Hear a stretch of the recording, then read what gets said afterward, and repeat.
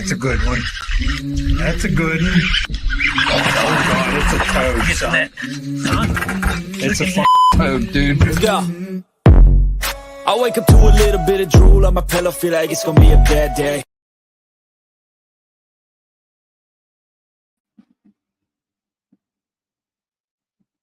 What's going on, Wildcats fan?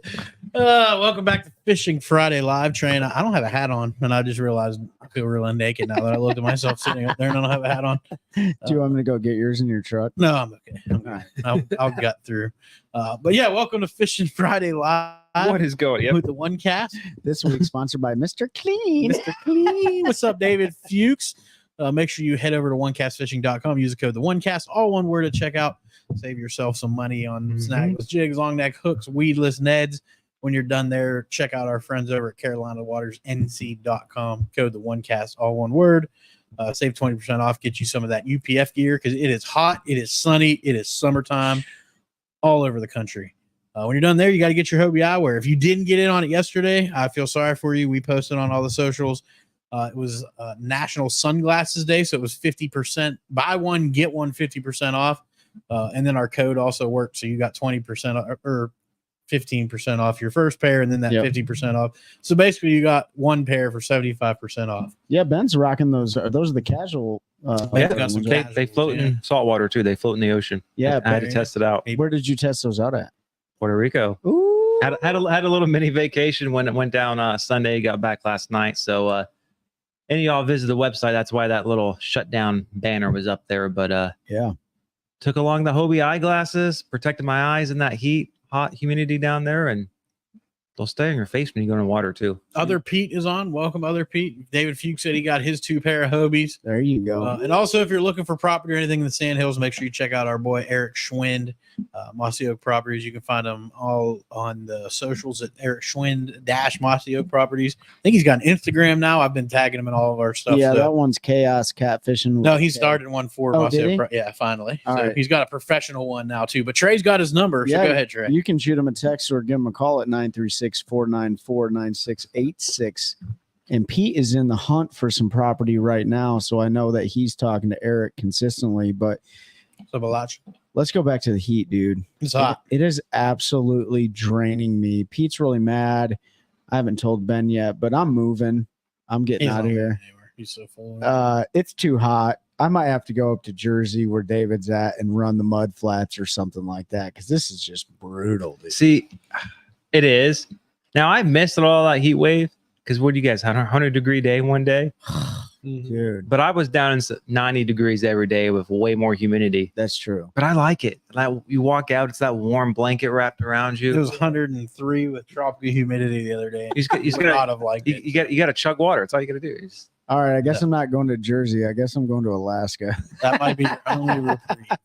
It was like 80 yesterday. It was so nice. Yesterday. Yeah, it was very back to miserable today, but we got some rain coming, which will cool it down at least for a couple of days. So yeah, we got that to look forward to. There's been a lot of derbies recently. You know that I don't know if we talked about the last one. Did we talk about the Chowan River at all? We already talked about that. Well, now they're at the James, right? Yeah, and the elites are at Smith, and the MPFL is getting ready to go to Pickwick, and it's just like another 2 weeks straight heat, dude. Like, just I don't know. I'm glad our tournament season's over. That's all I gotta say. Yeah. Now, if we want to fish, we're doing it for fun, and that's right. If we get too hot, we can just go find some shade, lay down for a little bit. Yeah. And you don't feel like you're missing out on anything. But speaking of tournaments, if you haven't listened to our episode this week, we had Zach Burge on. He talked about breaking down the Chowan with no mapping or anything. And very limited YouTube knowledge out there. He's up there. He finished second in his group on the James. So congratulations, Zach, fishing the knockout round starting tomorrow. He did finish second to Jacob Wheeler, who had like 30 pounds more than him. But that's it all changes in the knockout round. Weights reset. And it's a tidal fishery. You never really know what's going to happen. There is a big cold front coming. I know it's not till next weekend. They're actually saying up north could get some snow. We're going to see like a 15-degree temperature swing. We are? Yeah, like a big old cold front I coming. gotta look I'm this ready. up now. Man, I would pay for some snow. So right now. it's tomorrow, my Fuchs, and I have a derby at the puddle that we show you the beach ramp. Well, good luck getting launched there. Make sure you What's got, up, Rodney? What's up, Tim? make sure you got your long neck hooks from One Cast Fishing. Put those on a Carolina rig. Make about a 2-foot leader.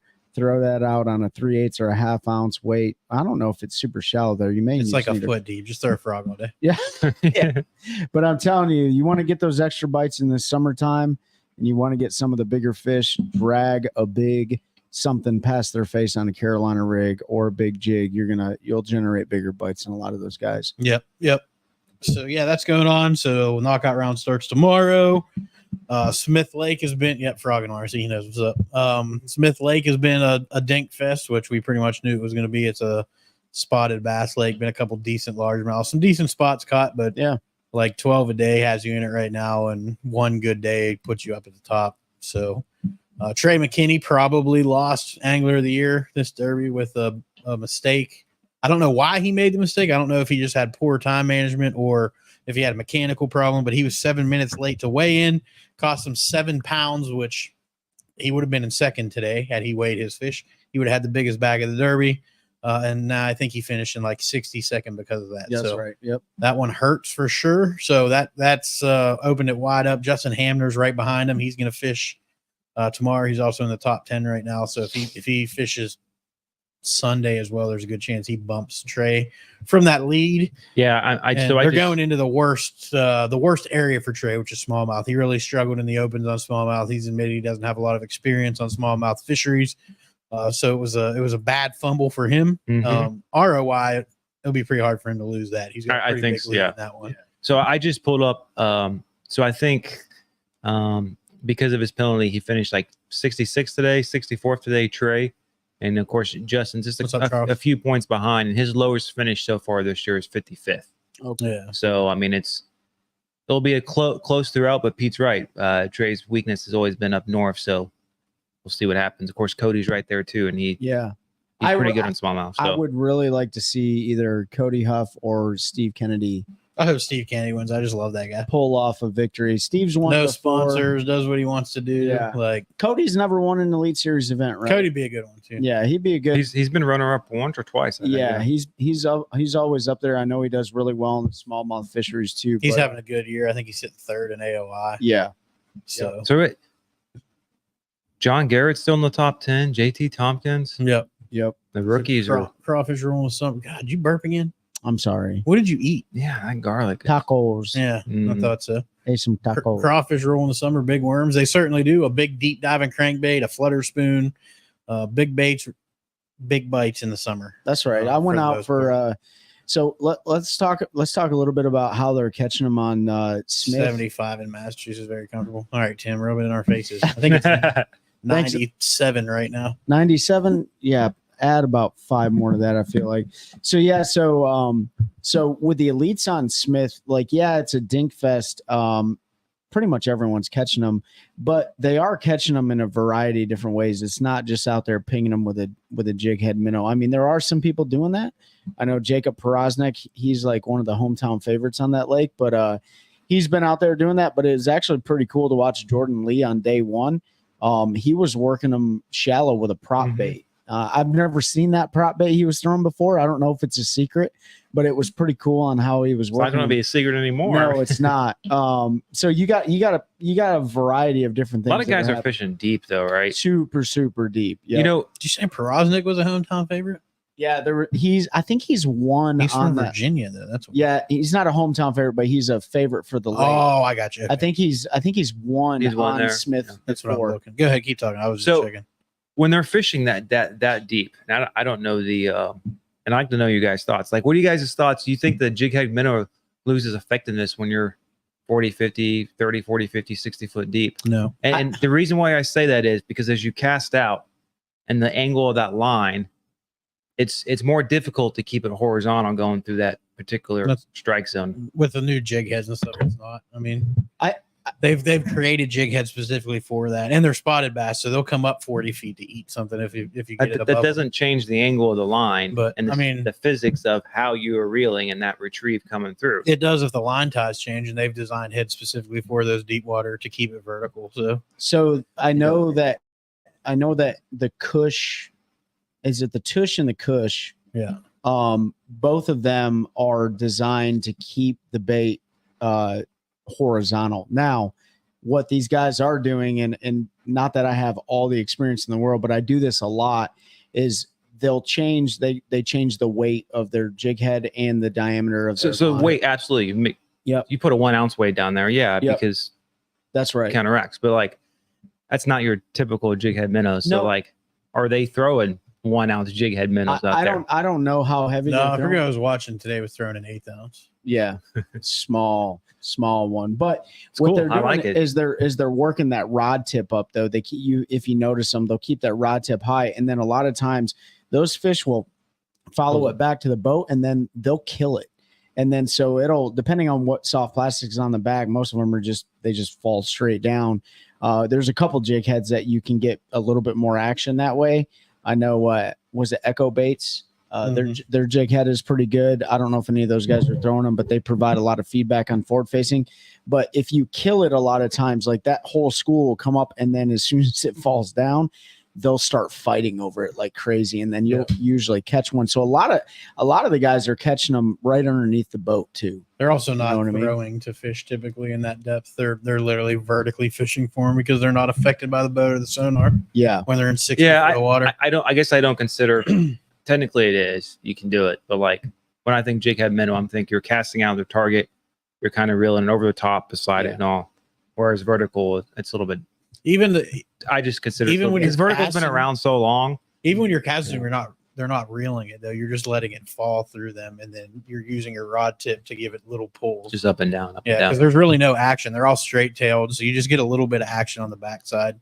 It's not like a paddle tail or something. So it's definitely a technique you have to practice. Trey's gotten pretty good with it. It is a fun bite if you can figure it out. Like, and they bite it. A lot of times they'll bite it different every time. Sometimes you'll throw it and drop it right through the center of them, and then it almost hits the bottom and they eat it. And then sometimes they'll hit it right on the fall, and then sometimes you got to keep popping it right above their head and just sit there, almost like you're like pulling your rod all the way back, and then they'll hit it. And then sometimes That's you the got other way I've been able to you got get to you got to pull them up and then reel in real quick and flip a drop shot down there or something like that. So by the time they go back down to the bottom, there's already a bait on the bottom waiting for them to eat. So it's one of those things, like it gets extremely frustrating though. I'm not going to lie. Like it is so frustrating to sit there and watch 50 to 75 fish come up and you're like, why aren't you eating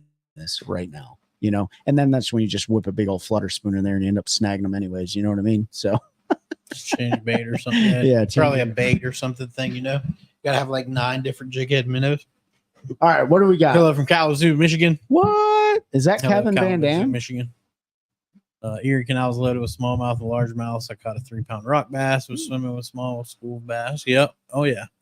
You guys have gators where you fish? Not where we. Well, I mean, if you go over to the river where I fish a lot, there's some gators around. But It's literally called yeah, like if you go to the alligator river, River. there's a bunch of alligators. Todd, one of our guys in my club, caught like a 3-pounder out from underneath an alligator last weekend, and he's like, I just wanted to catch one from under the alligator, so I threw a wacky rig over there and caught like a 3-pounder. Every once in a while, about 30 miles south in Fayetteville, one will come up every 10 years right around Fayetteville. They come up to Cape Fear, but typically, I think that's probably some army guy dumping them.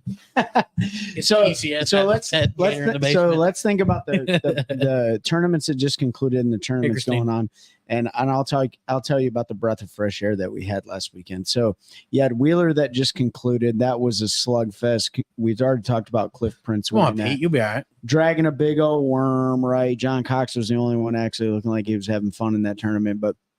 And then you have Smith going on right now with a lot of minnows. And then you have the James going on right now, which is really cool.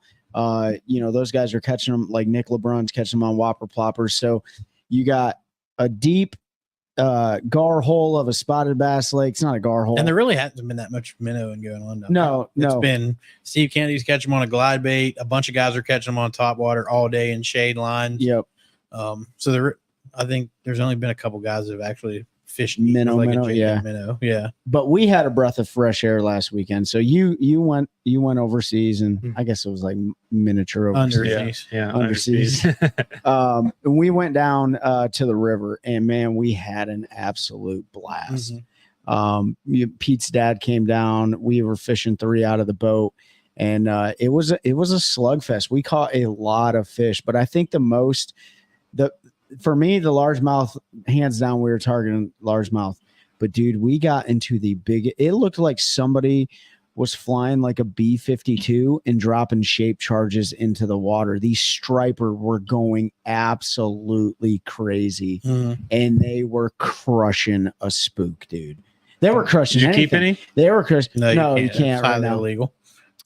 Is it out of season? It's pretty much always out of season in North Carolina. You will go to jail. It's federal now. So the actual saltwater migratory one. I have no idea if they're in. Yeah, you can keep them in a lake. You because the lakes are stocked. Yeah.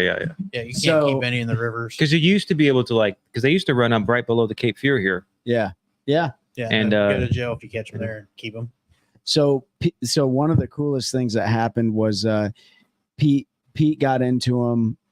Pete's dad got into him, but Pete had his rod hanging over the boat, and his frog was just dangling there in a big old striper. That's a big one, yeah. Wham, dude. And it just ate the frog. And thank goodness Pete was paying attention. He grabbed his rod and the fish set the hook himself, and he ended up landing that. First time I've ever seen a striper come right up to the boat and just eat a hollow body frog, dude. It was so I've caught them on a frog down there before, but not right. They don't really care about the boat though. When they're eating, they're eating. No, it was stupid.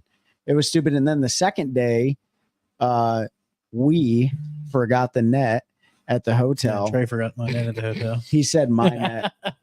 We forgot the net. So you can imagine we got into the stripers that day, and I think we caught 9 stripers. We got a bunch. And 3, each of us took, in 6 minutes. In 6 minutes, 3 casts per person, 3 fish per person, 3, 6, 9 striper. I mean, literally back, but we didn't have a net. So everyone's down there trying to get their fish unhooked with pliers. Oh man, it was an absolute blast. So you guys that are listening and watching, I know people want to keep it a secret, but dude, if you get some time, go down to that river system, the Chowan, and just go striper fishing. It's so much fun, dude. So much fun. Just take a spook and just go down there and have a great time.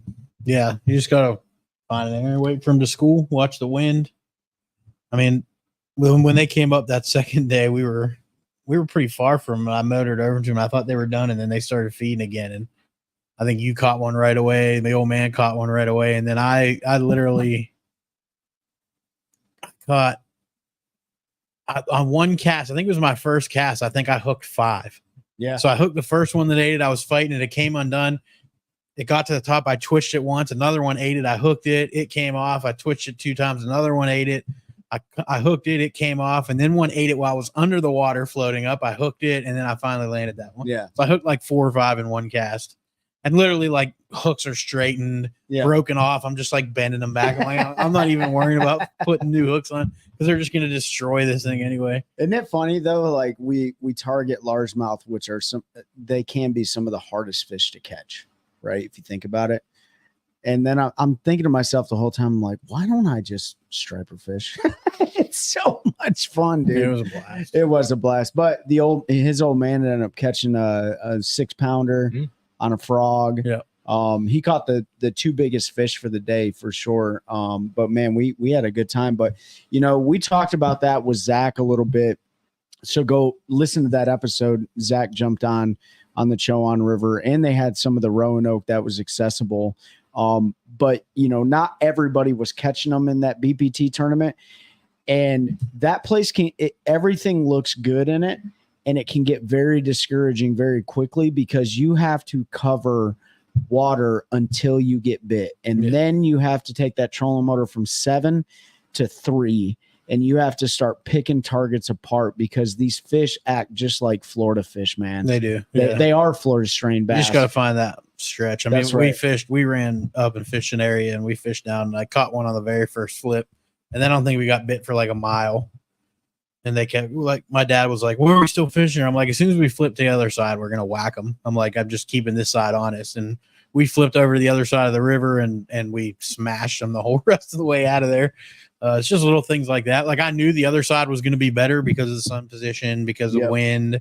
You know, it was the bank that had sunshine all day. Like everything was made sense for that to be the better bank. But you got to keep them both honest because sometimes the one you don't think is going to be good is where the bigger fish are. Yeah. But yeah, I mean, I don't know. I bet we caught 100 fish every day, something like that. Not a lot of big ones, but fun. It was just a blast. Well, we just started catching them on everything. Like everything. Flip, your plastic would be gone. You just grab a different color. It didn't matter. Like they were just, if you got it in there, they would eat it. So it made it super fun. I think the only one we didn't catch one on was a buzzbait. We had them blow up on buzzbait. We didn't catch them, and the chatterbait. But we didn't really throw it though. No, I mean, when you're fishing 3 people to a boat, it is very, very hard to throw certain baits. And I know I could have schwacked them on a buzzbait because of the conditions, but it would have screwed both of you in the back of the boat because the way you have to position the boat and everything down there. So we just didn't fish it. Same with chatterbait. Like you got to parallel those pad edges and stuff, and it just doesn't work real good. So, you know, it's funny. Scott Martin just pushed out his video on Wheeler. Mm-hmm. And, you know, he fished a buzzbait, I think day 2 and day 3. Day 2, I don't think he made day 3. No. So he fished a buzzbait day 2, but you know we threw a buzzbait a little bit down on the Roanoke and stuff, and you were talking about that, like, hey, I can't remember which way this one runs, right? And if you guys ever fish buzzbaits, like their blades make them run a certain way. They either run left, right, or center. Right. And a lot of them, you have to pay attention to it when you buy the buzzbait. But that's one of the things that he broke down in his video, which we talked about it when we were there, is like, if my buzzbait runs left during my retrieve, I need to position my boat to where I'm throwing towards the left bank, right? If you're going the other way and throwing in the banks on your right-hand side, you're going to be pulling that buzzbait away from the bank. Now, there may be times where that's applicable, but just think about that when you're targeting trees, targeting the bank line, targeting grass lines, whatever. And it was really just ironic to see him break that down the same exact way we broke it down on the Roanoke. You know what I mean? Yeah. So that left buzzbait, you want to keep whatever you're throwing to your left side. And then if it's a right, keep it to the right. So even docks and everything, like you're fishing docks, you always want to try to stay on the left side of the dock with a buzzbait. Which makes it tough, like I said, because for me to fish that effectively, I would have had to put you two in the bank basically, and I got to angle the boat. I would have left. It would have been a complete and total waste of everybody's time. Yeah, we made some long runs, really long runs, just for the heck of it. Oh yeah, fish some new water. Like it was a good time. We caught lots of fish. Would have won my club derby the second day. Yeah, we had a really good day that day, and yeah, it was fun, man. I'm looking forward to going. My nephew's coming down. He's never fished it, coming down in a couple weeks, so we'll go back over for a long weekend and try to schwack him again. July can be a little bit tougher, but honestly, as long as there's some wind, like that flipping bite never goes away down there. Ben, when did you say that who was it, you that said like the water starts evening out at some point in the summer, and then the fish can move back into the shallows? Or maybe I said that. I don't know. Oh, that was like with the thermocline. Yeah. Yeah. Like not that the thermocline is going away, but like the water in the main lake section is about the same temperature as it is in like the creeks and stuff. A lot of times what you'll see as the summer goes along and that thermocline will rise. So we talked about it. I don't remember, it was an episode not long ago, but we talked about like a Jordan Lake. Yep. In late July and August, like you'll start catching more and more fish shallower. Yep. And that's because that thermocline comes up. Yep. And so there's those fish get pushed shallower, and so then naturally there's just less. That decreases the places they can go, so then they can push up again in the bank. I'm ready for that. Yeah. I'm ready for that. I'm tired of the dog days of summer already. Just go to the river and always fish the bank. Let's see what we got. Kayak angler, I saw that. Not fishing on gators. You'll be all right, Pete. I promise you. They got gators in South Carolina. Dave Fuchs says Pete Chandler is the luckiest person ever. Strabers hitting a dangling frog and catches 2 on a crankbait. Yeah, I mean, Yeah, lucky. I've caught him on a frog down there before fishing it, but never just throwing it over the side. So I threw the frog at him because they came up schooling and it was in my hand. So I'm like, I'm just going to pitch this to him. And they didn't eat it. So I set it down and I turned to grab my spook. And in my mind, I was like, watch one come up and grab that while I'm getting my spook. And I no sooner turned and reached to grab that, I heard right next to the boat. And I was like, and he was literally, I mean, he had to hit his head on the trolling motor when he ate it. Yes. Was the frog on the water? Yeah. It was sitting on, so it was just sitting there. And they're the most non-resilient fish in the world. They're the softest fish ever. Like you hook them and you just look at them and you're like, you're going to die. Yeah. Yeah. Like, and you're trying to do hardy. No, they're not hardy at all. I've never had it happen to me, but I've seen videos where people have their baits hanging over their side. They're not touching the water. Yeah. And they come straight They out. come up and get it. Yeah. I'm like, man, every tournament angler should be doing that because that's breaking no rules right there. As long as it's not touching the water. As long as it's not in the water. Yeah, could you imagine that? Illegal. Now, do you have to pull your other one in before you can even grab that rod? Probably so, but reach down and just hit the bail release and yeah, I would just like step on the rod butt. You know what I mean? Pull it in. Yeah. I don't know if I can recreate that. Sound I made when he ate the frog. Well, you have to listen because we're probably going to use this for our episode next week because we were lazy this week because it was so hot we didn't record one. That's true. So this you guys didn't do one Wednesday? No, we were like that was when it was 103, and we messaged. We were like, I think we'll just use Friday.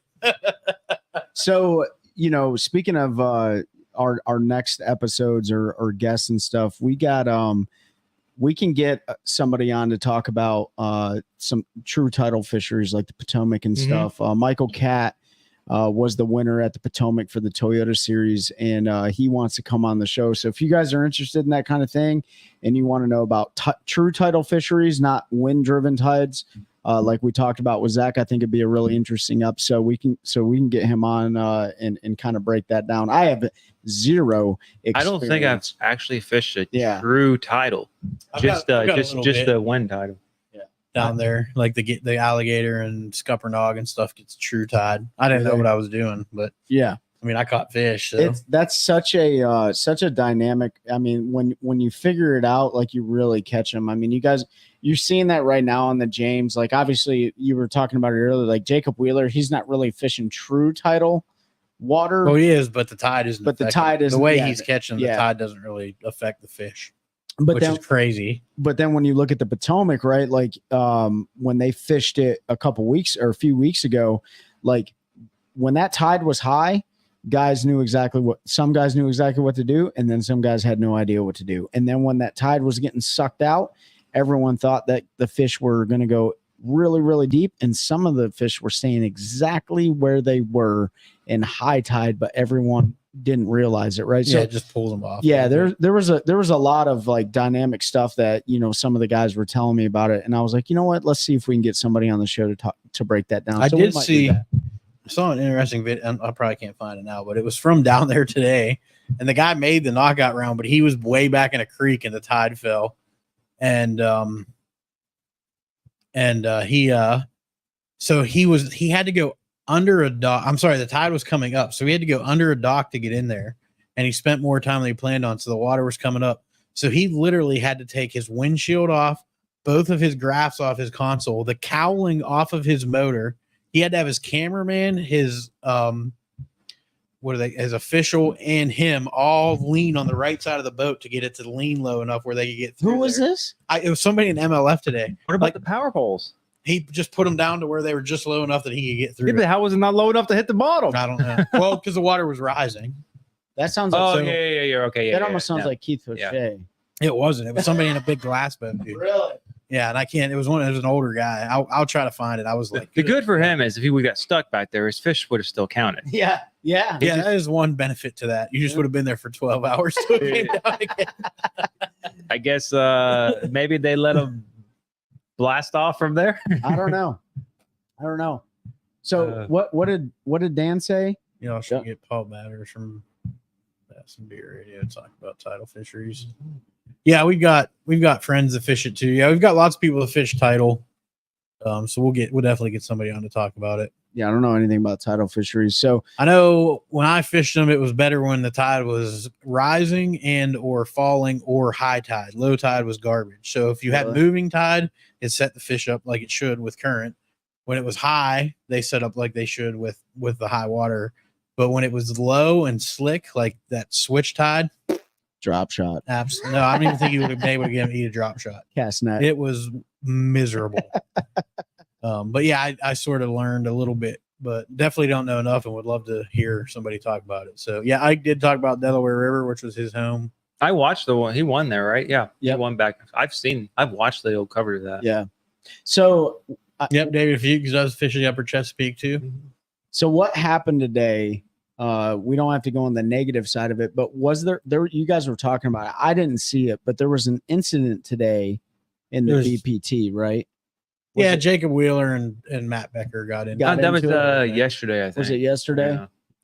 Yeah, and that's just one of those things, like, long story short, somebody pulls up in someone else's hole that they've been fishing. Yeah, that's a hard one too, right? So you think about that. Think about let's not talk about the James River. It was Strader. That's right, Tyler. That's exactly who it was. They had to disassemble his boat to get under. Oh, was it really? Yeah, Wesley Strader. Wesley Strader. But think about that, right? So how many of you guys have been out there fishing or practicing for something, and you go back to it and there's someone else sitting on it, right? That one is a hard one because, like, with what happened with Wheeler and Becker, that one's a little bit different because, like, Becker literally saw him catching fish there. Yeah, I was going to say there's different circumstances. But had Wheeler never seen Becker and Becker never seen Wheeler, and then Wheeler straight said he wouldn't have said a word to him if that was the case. Right. How many times do people think that people are like sharking them on their holes, when in reality, like, most of the time we end up just finding the same. There's a few times you can tell, like Jordan Lee and Heavy Hitters knew that what's his name moved in on that mat because he was the only one there. Yeah. Dominated the competition on a frog, and then all of a sudden another guy shows up day two doing the same thing you're doing. Who was it? I don't remember who he got into it with. It was somebody. And then so in Wheeler's case, he said he saw me fishing it, saw me catch 20 fish off of it.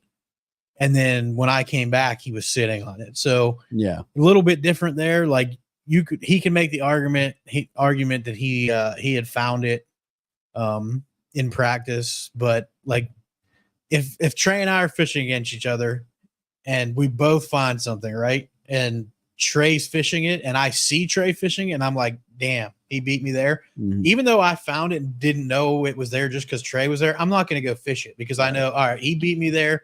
He's catching fish on it. Like there is some, I don't want to say it's etiquette, but there's some courtesy there, right? Like I'm going to let you have that. Yeah. We both found it in practice. And that's why it's important. Like, and we did it this year with Fishers and Men, like people we knew were like, hey, this is what we found. And they're like, yeah, we found something similar. Yeah. Where are you going to start? Right. That's right. It's like, just give me the creek, the area, tell me where you're going to start. That way I know we're not running to the same place. So we can go to one of our other areas where we had success, but I don't want to race you or get there before you and have you coming in there. Like we can work together and make it. And luckily this year we all found stuff that was a little bit different. Yeah. And we didn't run into that, but it's good to communicate that stuff. Just be like, hey, I plan on starting on this part of the lake. Where are you starting? And when they're like that part, then you're like, okay, well, where? Like, these docks are like, and they're like, no, this, and it's like, okay. Then you start getting, then you start to get a little more specific and trial out in because you don't want to be on top of your buddies. And then there's other ones where it's schools and it's like, just tie your boat to mine. That's right. We'll all catch them. But Zaldane, Zaldane's was a whole different thing. Like he was already fishing that point. One side of it, and that local rolled in there, and what happened? They got with into a disagreement. He was fishing a point at Murray. A local guy came in and was fishing the other side of the point. And then there was a conversation because the local said it was his point, and Zaldane dropped the F-bomb a couple times, and there was some back and forth. When you're fishing a fishery like Murray, if you have a point, there's a really good chance like there might be two guys on it. But when the point they're fishing is like a football field and half wide and one's on the inside, one's on the outside, you can't really make the argument that, you're fishing the same exact area. It was kind of BS. Zaldane probably took it too far. I'm not the biggest Chris fan. That's just me personally. I think he's a heck of an angler. He's done it his own way his whole career, but sometimes those situations I don't think he handles the best. And I guess there's not really a great way though, right? Like Trey and I got cussed out in our last tournament at Falls by a guy that said we cut him off, even though we gave him like a football field and some change, right? Yeah. And there was 37 boats on this stretch that we were fishing, and we just found a gap. We were like, well, there's a gap between those two. There's at least 100 yards on both sides. We're setting her in there. And we picked, I don't even know if we could say we picked. We lucked into the right stretch because the first fish you caught was a 5 something. Then we proceeded to smash him in the mouth in like a little 40-yard stretch. Yeah. And then that guy got mad because he saw us catching fish, and we weren't fishing against him in the Derby. No, it goes back to David's that bent rod pattern. But right? then he yelled and made a bunch of threats, and we just said, well, I guess we'll see you at the ramp if that's what it gets to. And we didn't see him at the ramp, so I don't know if I was actually really scared. I wasn't. I don't think it would have went the way that guy thought it was going to go. Is all I'm going to say.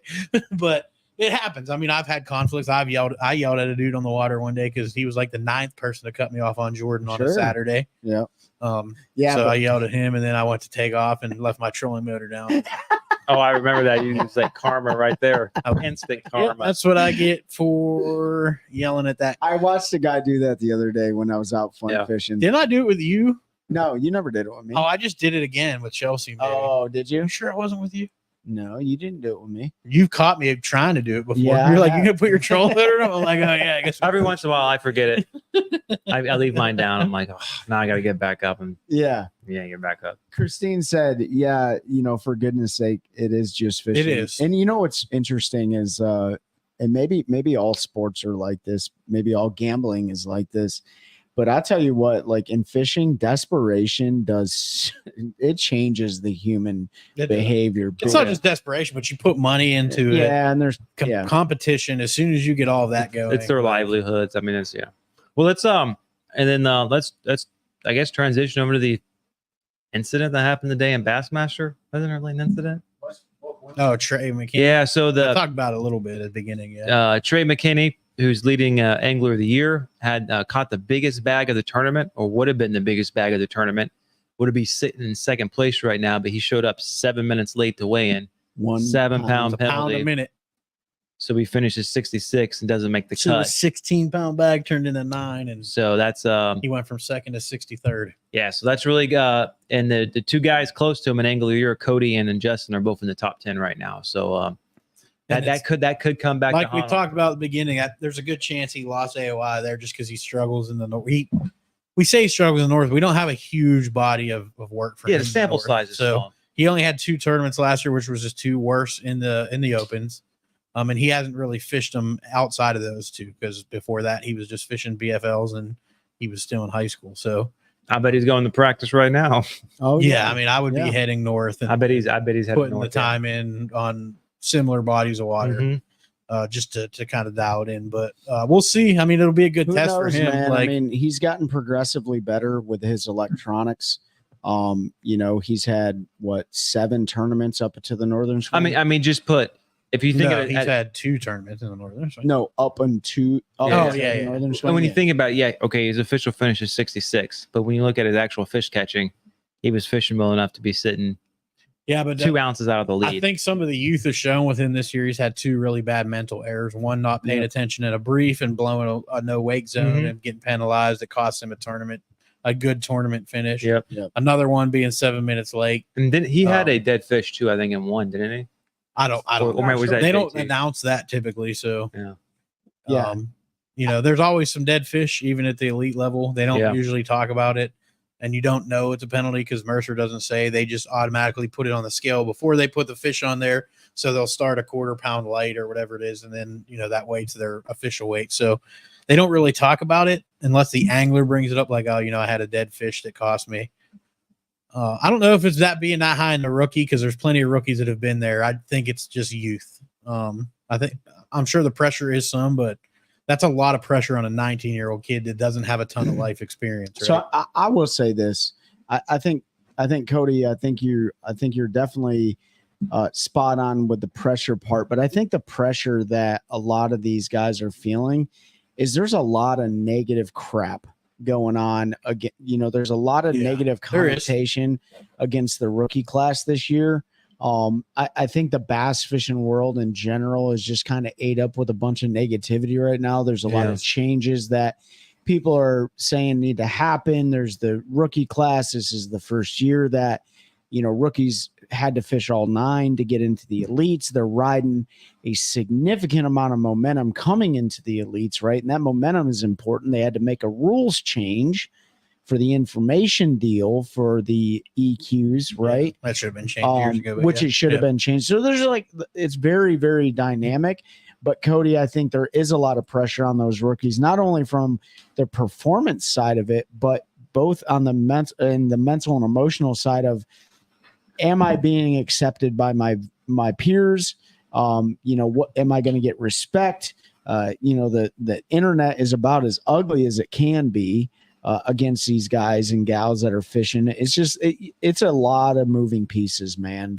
But I think the pressure getting to him is age. Most of these other guys have done it a long time. The pressure doesn't get to him like it does a 19-year-old kid who hasn't been there before. Yeah, he's won a bunch of boats and BFLs and stuff like that, but he hasn't he didn't have to grind the elites or the opens for multiple years. He hasn't fished like the Toyotas or any of that, multi-day stuff. So I think the youth and lack of experience is exemplifying that pressure. There's obviously pressure on everybody, but these need to happen. When you don't experience that, and that's what I was saying, like he doesn't have the life experience outside of fishing. Like we've all dealt with stuff outside of fishing that we can bring into fishing when we get in those situations, right? Like we've dealt with pressure at work, we've dealt with pressure at home, like all these different outside sources and things that put pressure on us. And we've learned how to deal with that. So it is a little different when you're fishing. There's money on the line, there's competition, but you can use that a little bit. When you're a 19-year-old kid that just graduated high school, ran through the opens, qualified for elites on your first try, you haven't fished a whole lot of multi-day tournament things, like you don't really have that scar tissue to build upon that pressure, right? So I think it is that impacting him. So the pressure and age, I don't know. Yeah, I don't know if where he's sitting. I don't know if it's pressure. Matters. It could just be an experience. Yeah, youth, and like for this one, I don't know the circumstances why he was late. Yeah, I don't either. Did he have engine trouble? Did he just lose track of time?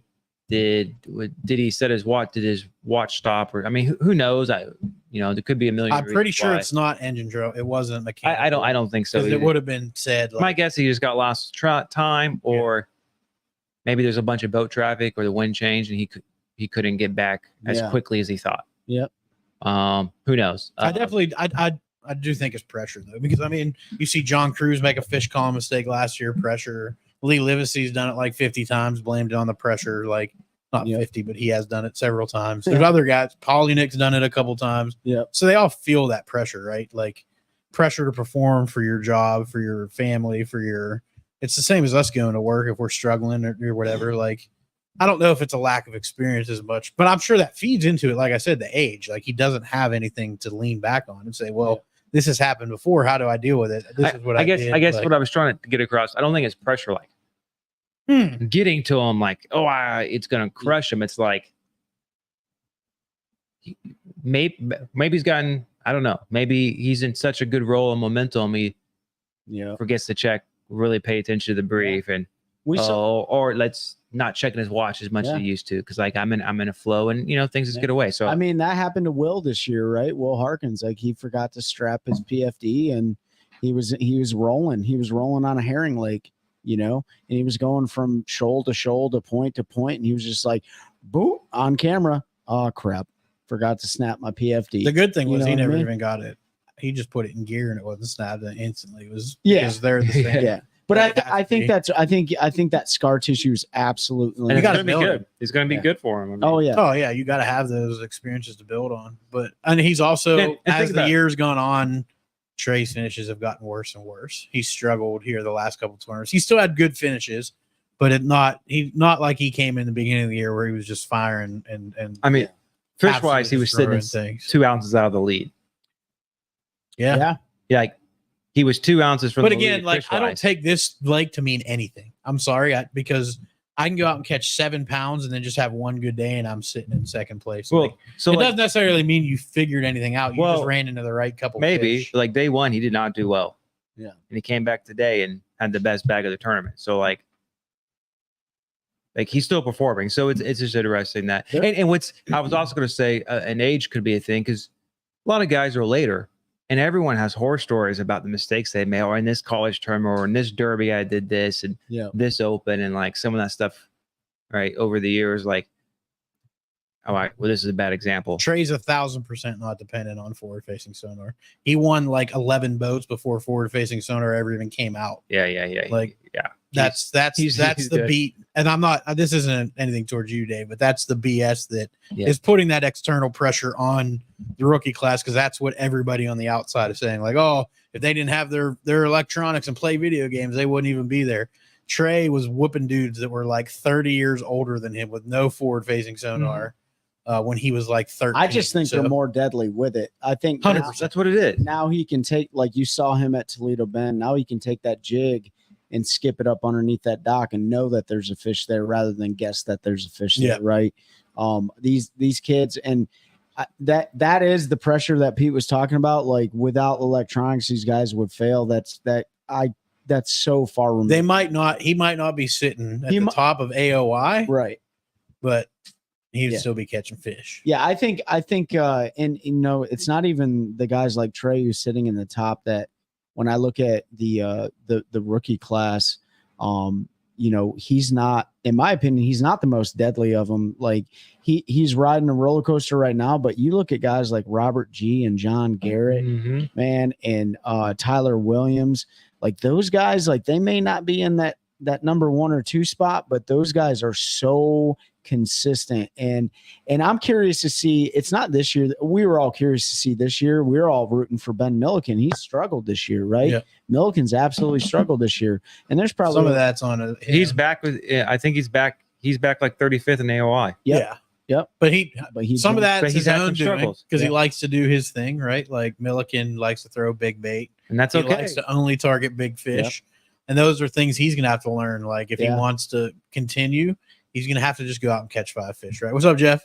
But this is the year to get it out of the way, though. 100%. Yeah. Right? You've got 2 free years. Yep. You got 1 really. 2, because your third year you're guaranteed your third year. So you got 2 years to kind of learn those, and when you get into your third, you really got to buckle down. Milliken, he would be qualified. Yeah, he's 41. Yeah, he's right. So there. All but one of the rookies right now would be qualified for the Classic. Yeah, that's crazy rookie class. And I think the only one that isn't is the one that qualified via Timothy. He's the one that qualified via the Nation. Yeah, Nation. Yeah. So struggle there because that's a whole learning thing. We saw it with Maddie. Like, and you see Maddie out there smashing this year. Shout out Maddie. Yep. Heck of a year, dude. It's been so much fun to watch you go out there and do your thing and have things start to click even more. Mm-hmm. So we'll be having Maddie back on the show here. I talk to him all the time. He's like, you got to get on. Which is why they're okay. So these rookies are impeccable breaking down a body of water, which is why they're beating the majority of the field. They're more in tune with Google Earth side imaging mapping. It is, yeah. You're absolutely right, JP. Like, and forward facing does play a role in that. Like, you have tools now that you can break down a body of water so much faster. And I'm gonna say it again. I've said it 100 times. I remember a guy coming into the elites, a young kid, and everybody talking about how he wouldn't win squad if it wasn't for those electronics he had. And now everybody says that dude's the GOAT, and that was KVD. Everybody talked so much crap about KVD when he came in and was doing so well. That side imaging. But he figured out how to use that side imaging. He was finding those hard spots offshore in grass, burning spinner baits, jerk bait. Like, he figured out stuff crankbait, stuff that other guys didn't do. Yeah. And he was utilizing the electronics that were available at the time, which was side imaging. And if you listen to the episode of Ike Live when he was on there, he talks about that. Like, I don't know how much success I would have had. He's like, I was able to cut the learning curve because of that.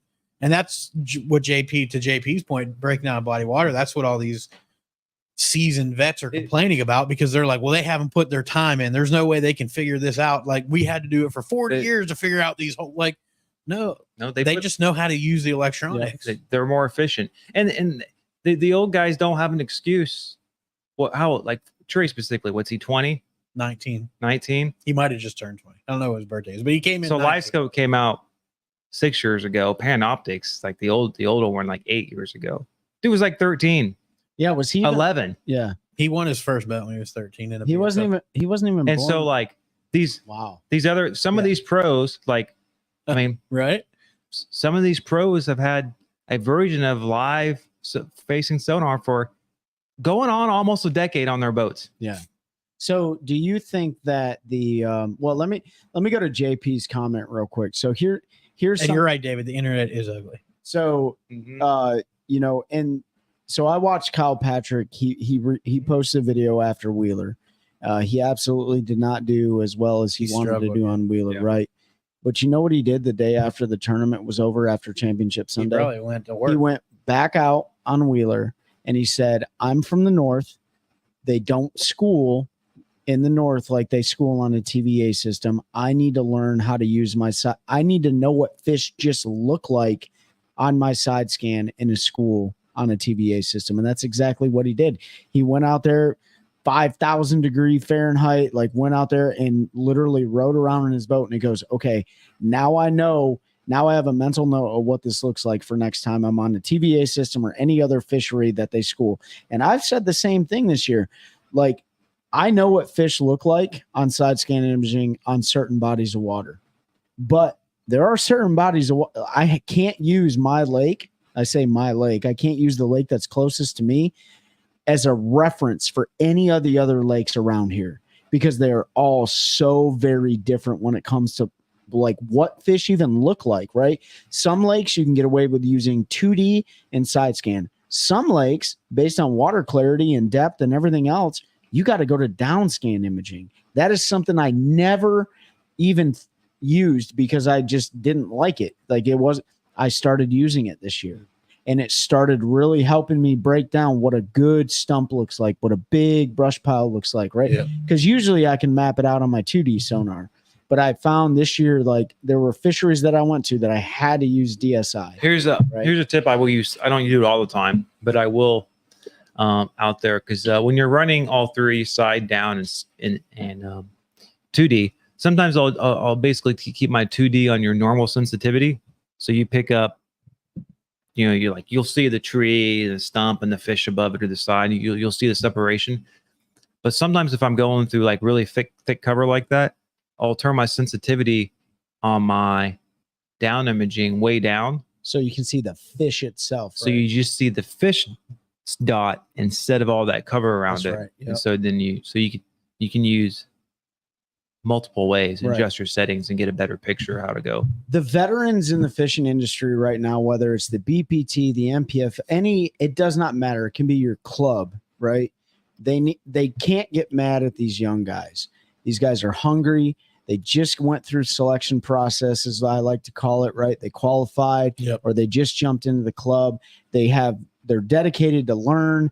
Like they have way more agility and endurance. They're healthier, like all of these things, right? Like they could do better than you. And there's no excuse to be pissed off at them when you have 40, 50 years of experience. That just means like you need to rewind and use all of that knowledge, adapt or die, and adapt to it, right? The games change. The days of the shallow water bite being dead have been debunked, right? Like look at John Cox. Look at John Cox. Like he is the one in. Don't even have forward facing on his boat. But John Cox even tells him he'll be honest. He'll be like, I can't win this way though. Like I can compete this way, but I don't think I can win this way. Does he mean tournament or like AOI? Like a tournament, right? Like a 4-day tournament, like most likely. It has to set up perfect. He said after a certain time. Right. Yeah. I think he said like after the first 4 derbies, he is where he doesn't feel like he. Unless they go to Mississippi River and look like Mille Lacs. And body of water plays everything. Like everyone, first 2 events out of the gates this year for the Elite Series were pre-spawn, and they were pinging them with a jig head minnow because they were pre-spawn in deep water. Guys still caught them shallow, but they didn't catch the big ones shallow, right? So you can still catch fish all shallow. Last year was that perfect example of that. Yeah. When Okeechobee and Seminole were one deep. Yeah. So, I mean, like there's no excuses. It's just we kind of go back to the negativity. There's no reason to be negative towards these kids. Like, they're the ones that are going to be the future of the sport. I think that's great that we have solidified like this path to success, all these different avenues. I will say there are some tournament organizations out there that really need to really think about what they're doing. This is just my opinion. But when there's a high school BASS championship and there are 450 boats on a body of water, Don't even get me started. Yeah. to me, that's 900 anglers, not including the captains. We need to really think about that. They did. I think they did that last year too. They just I did wanna it this say. year too. And they just haven't did made it any this year. changes. I thought they were going to. 2 weeks ago, they had 450 boats on Hartwell. Yeah, Was it the Bassmaster one? Yeah. And kudos to those kids, right? But we have to think about, like, are you making it special, or is it just a participation If trophy? your kid made You know it, what I that's mean? awesome, but it's a participation trophy at this point. Like, Yeah. there's nothing special about 450 teams from 48 states making it. There just Yeah. isn't anything special about it. I just look at it from a safety perspective. I mean, the elites are limited to like 104 or whatever they want to limit to. Everyone else is. And I look at it from competitive perspective. You're supposed to find some of the best high school anglers in the country, right? There's going to be scholarships and different things on the line. That's right. And like we all know, like even with the opens, a 200-man field, even somewhere like here, like we have like a 60-man field in a PBC on Jordan. You know how it is. Like, you may go out there, you may have a good pattern, and there may be someone sitting on like 5-year spots in your rotation, and they just may be there. Maybe they actually found fish, maybe not. Maybe they just picked a good spot because there's no spots, because there's 400, there's 800 points. Yeah. And there's 400 boats. So it's like, I think if we're going to put work into this industry from the sporting perspective, from the competitive perspective, I think that's where the work is really needed, right? The grassroots to the high school, to the collegiate, all the way to the pros, right? And I think Bass is going to make some changes. Like, I heard rumblings that there's not going to be like co-anglers potentially next year for the guys in the EQs, right? That's kind of weird though. Like, you're fishing against guys in the opens that pick. They're not going to fish against the opens, guys. There's going to be it's a separate. they're going to be. I think separate it's going to be tournament. trailer. Yeah, I'd like to see. It's not. I don't think it's going to happen, because at the end of the day, it's all about money. Yeah. And I want to get somebody on the show to kind of talk. I think we've already had some people on the show, but I think one of our friends had a pretty interesting experience with a co-angler at the last BASS Open on Eufaula. And it went a little sideways. And I won't put the stuff out there right now. We'll save it for another episode. But it's interesting to hear some of the anecdotes that come out of having a co-angler in the back of your boat, especially if you're fishing to qualify for the elites, right? Like, if you're fishing to qualify for the elites, but you have somebody in the back of the boat and they're breaking rules and you're having to babysit them, to me, that's a huge disservice to the angler. Yeah. You know what I'm saying, right? Like, and my analogy was this. I'm like, I can't believe that somebody would be in the back of the boat, because that'd be like me walking onto the field here in NC State and saying, I think I'm gonna play football today, guys. Like, no, you're not. You didn't qualify to make it here. Like, yeah, I think I'm gonna. All right, that's enough negative talk. Yeah. I did what I know we're gonna wrap up here in like a couple of minutes, but it would be interesting, from the business perspective side of it. If they had a separate trail for EQ, their entries would probably remain the same. Yeah. But then you have your 9 opens or whatever 6 opens they do from there. They're probably going to lower the entries. Yeah. They're probably going to get a full field to go. All I did was look at the scoreboard, Tony. I won't give that organization one They might second make of a lot my more money. viewer time. So until I watch some replays. but that not on their. I only watch replays if they're on somebody else's site, not on the ownership group. So other people get the advertising. Yeah. I don't want. Honestly, I want that to fold and something better to come out of it, because we all know. But now we're in negative. It's probably going that way. So we're gonna do something fun and give our next giveaway here in a minute. Yeah. But box of jigs. no, it's not the jigs, Trey. Come on, man. That's this week is Hobie Eyewear, another pair of Hobie Eyewear. Here's an example of one. Some missile baits and a bunch of 6 cents baits and a whole bunch of baits because Trey and I have way too many. So we threw a bunch of soft plastics. So you're going to get a bit, I don't know how many packs you're going to get because I've still got to go through some stuff. Trey's going to go through some stuff, but you're probably going to get 40 packs of soft plastics, if not more. So that'll be interesting to see who wins that. And then a pair of Hobie eyewears. A pair of Hobie eyewear sunglasses of your choice will get you hooked up with Dylan over there. They'll get you the pair that you want. Tony said the tide went up, wanted the big fish. Wait, the tide went up and wanted the big fish and got stuck over there almost. They had to. Yeah, we just talked about that. Oh, yeah. About was Strader having to take the windshield, the grass, everything off to get underneath the dock. That was pretty interesting. Yes, that was. I've never seen that. So just pick me up. Yeah, just pick me up. Bring the truck somewhere else. Well, it was the one before. Who had to lower their boat? Zach. Yeah. We didn't talk about that in our episode with him because the internet was mad and we didn't want to get into anything negative. So we just didn't talk about it. But yeah, Zach had to take his plug out, which is, I mean, if you go back in history, there's been a lot of that.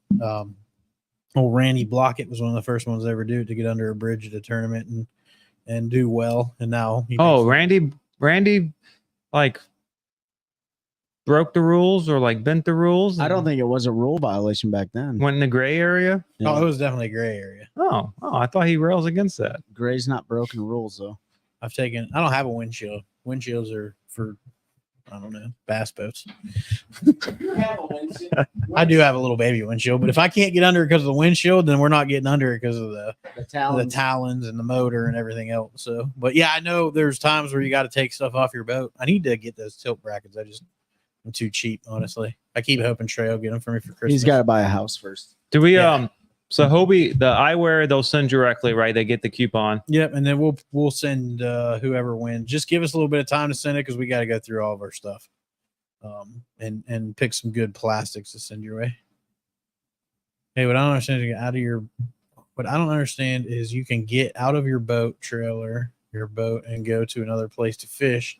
But if you get out of your boat in the water to lower it, you're penalized. What's the deal? I don't know. You have to ask Boyd. Maybe he can tell you. Spin the wheel, Pete. Christine's ready to see who won. She can't take the pressure anymore. I got to remember how to do this. So let me click here. We got to do our 2 practice share spins. Screen.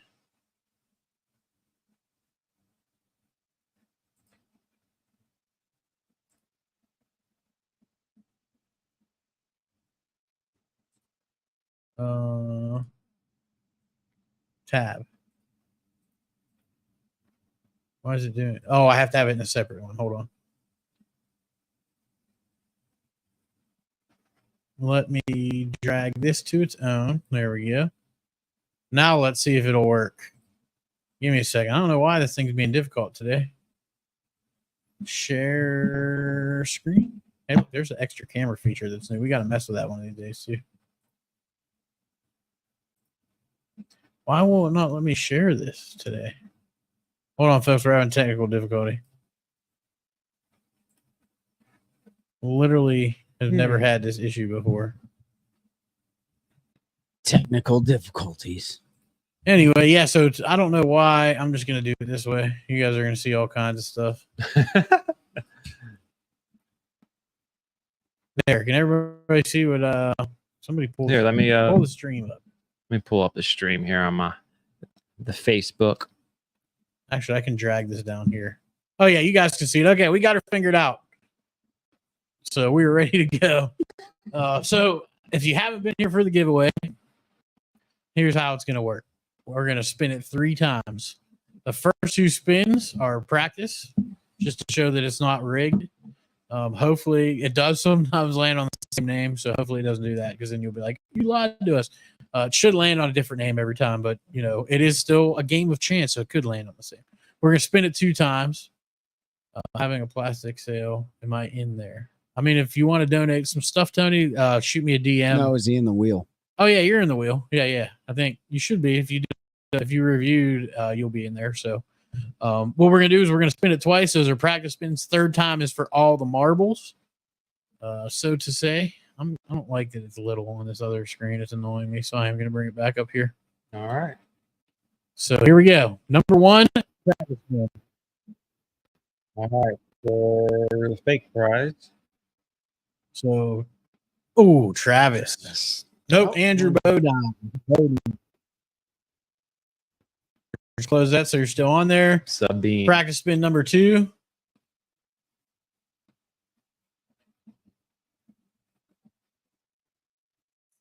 Joseph.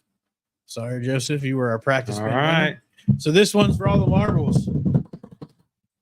Here we go. Big Ladies one. and gentlemen. For the Hobie eyewear and soft plastic prize package. It is going to be... Oh, Christine! Congrats, That's why she Christine. wanted you to spin the That's wheel. why, it's like she knew. She wins. she had a everything. premonition. It's like she knew she was going to win. All right, Christine, just be Hi, patient. Hannah and my wife Chelsea. Hope you guys are having fun. What do you need? Shoot me. I'll hit you up, Tony.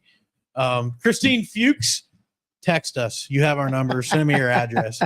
We'll get you hooked up. I've got with their our address. homies. Yeah. Oh yeah, we have your address. I'll send it to you now. So we'll get you hooked up with what is the giveaway criteria, Pete? JP Fishing.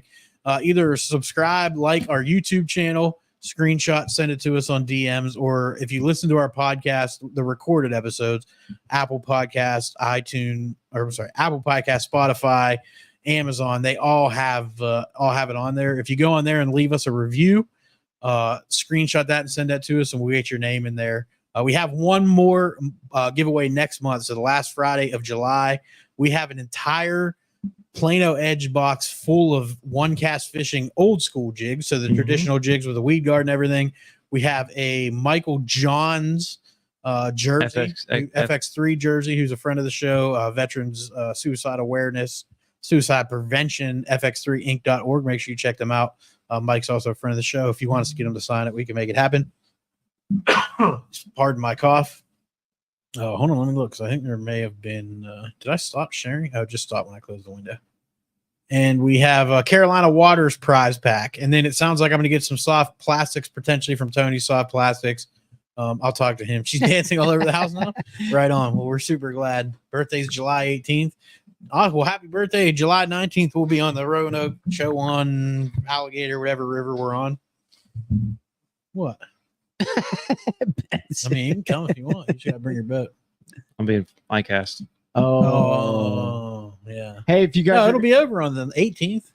no, he'll still be down there. Yeah, No, just gotta rush in. It's 14th is Sunday, so it starts. It's Monday, Tuesday, Wednesday, Thursday. No, it's like Tuesday, Wednesday. It's Friday's the last day, so it's like Friday, Thursday, Wednesday, Tuesday. Monday's nothing. Okay. Yeah. We'll go down to Well, the. dang. About to plan I'll a probably trip be when there. we get back. Yeah. Tony, you should definitely go down to the Orange was it Orange County Convention Center and registered for ICAST as a vendor. Yeah. It only Lots of costs you, opportunity there. So congratulations, Christine. Thank you, everybody who's supported us, who's entered. Make sure you check out all those folks that make this possible. One Cast Fishing, Eric Schwinn, Mossy Oak Properties, Hobie Eyewear, Carolina Waters. Might have some new. Come on, I bet she can dance just fine, David. We might have some new partnerships coming up. We're super excited to potentially bring you those opportunities. We've got some fun guests lined up, working on a few more. Hopefully we can get scheduled here for the next couple weeks. So I know some of you only know about us because of our lives and you jump on here. We appreciate that. But we do have recorded episodes with all kinds of different folks from around the industry, from anglers to business owners to salesmen to the fish tanks guy that takes the big fish tanks to the shows. Lots of cool stuff. So make sure you check out our recorded episodes across any audio platform, also on YouTube. At One Cast Fishing's YouTube, there's a podcast page under there, and he's been kind enough to let us host those there. Tony, that is in Florida. Yep, in Orlando, the Orange County Convention Center. So definitely think about doing it at some point in time. Get your plastics out there. You do make some very good plastics. I ordered like 7,000 straight-tailed minnows for my chatterbait trailer, so I got those ready to go. Also, shout out to our homies over at Swamp Fox Customs. He just sent me a giant order of stick baits, unsalted, because I want to throw them on a shaky head and stuff so they'll float a little bit better. So looking forward to getting those out. Super well done. So if you're looking for soft plastics, hit up Tony there. Tony Soft Plastics. He's been a friend of the show for a long time, as well as Swamp Fox Customs. He's got some other cool stuff. He's doing leather fishing specific journals. So it's something I keep meaning to do. for like the last 7 years since I've been in North Carolina, is keep a journal and write down water conditions, things like that, just to keep a running record, especially at the river. Because that place is so dynamic, to try to match up conditions, because I'm getting older and I don't remember as good. So keep your eyes open for that cool stuff. If you're a fireman or that, he does awesome custom leather work for that kind of stuff, fire, police, EMS, all of that. So make sure you check our friends over there out. Appreciate everybody's support. Appreciate the positivity and all of that, and helping us continue to grow a culture of anglers, helping anglers one cast at a time. That's a good one. That's a good one. Oh God, it's a toad, son. It's a toad, dude. Let's go. That's a good one. That's a good one. Oh God, it's a toad, son. It's a toad, dude. Let's go. I wake up to a little bit of drool on my pillow, feel like it's gonna be a bad day.